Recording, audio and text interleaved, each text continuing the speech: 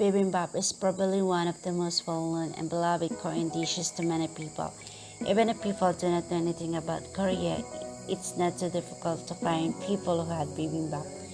So simply translate to mix rice with meat and assorted vegetables. You can make endless variation to this dish depending on your preferences and dietary requirements.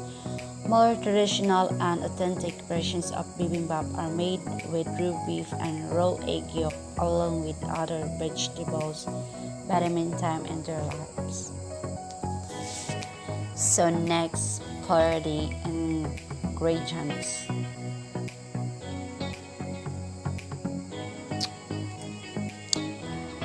We need meat and meat sauce, 100 gram on beans mince, soy sauce, sesame oil, sugar for the vegetable, need mushroom, carrots, fine sea salt, steamed rice, some cooking oil to cook the meat, mushroom, carrots, and eggs, and gochujang, sesame oil, sugar, water, and water. Next, okay. Directions for meat: mix the beef mince with the meat sauce listed above. Marinate the meat for about 30 minutes, and it takes about 3 to 5 minutes to thoroughly cook it.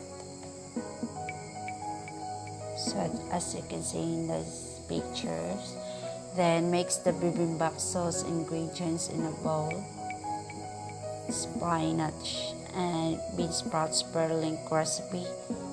Range bell angeline carrots, add some cooking oil and 1/4 teaspoon of fine sea salt in a wok. And cook the carrots on medium high to high heat for 2 to 3 minutes. Clean, rinse the shredded mushroom and thinly slice them. Add some cooking oil and 1/4 teaspoon of fine sea salt in a wok. And cook the mushrooms on a medium high to high heat until they are all cooked. It takes 2 to 3 minutes. Make fried eggs. While sunny side up is common, you can make them per your preference. Put the rice into a bowl and add the meat, assorted vegetables, seasoned seaweed, bibimbap sauce, and the egg on top of the rice, and it's ready to serve. And mix the ingredients well in the bowl and enjoy. For the dessert, Korean honey cookies is one of the most beloved and traditional Korean confections. Yakgwa is a fried cookie dipped in honey ginger syrup that is found everywhere, from grocery stores to traditional tea houses, shaped like flowers or cut into squares or diamond-shaped bites.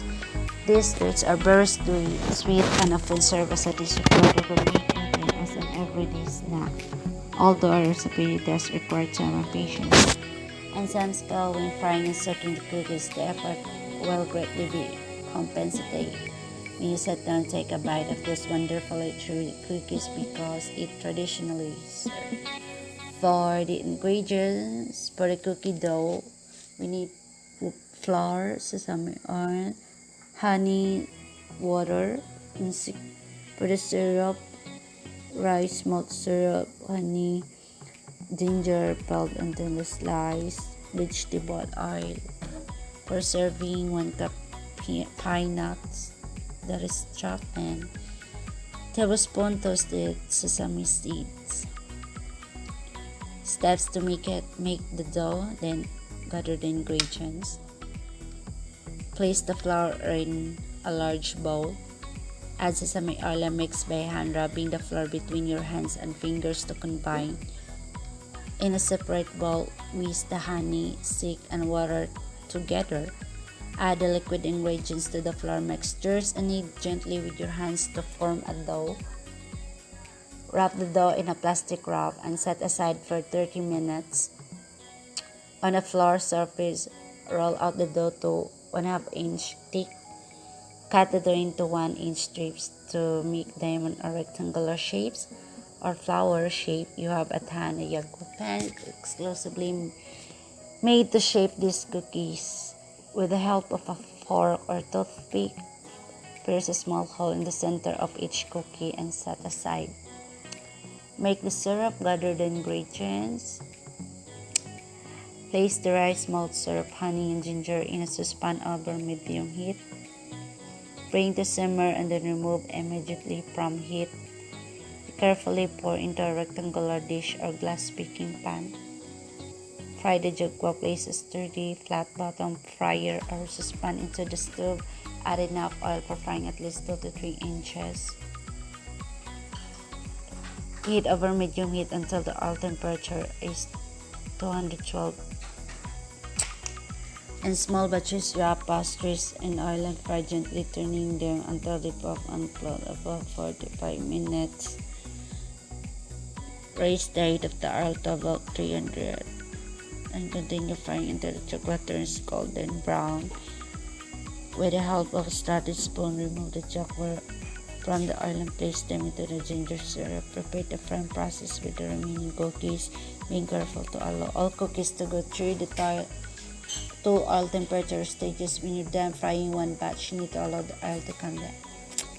When all of the jagwa had been placed in the syrup, then turn each one over once so they are coated. Soak in the syrup for 2 to 3 hours. Remove with a slotted spoon into another dish lined with parchment paper and sprinkle with pine nuts and sesame seed and enjoy. Thank you for watching.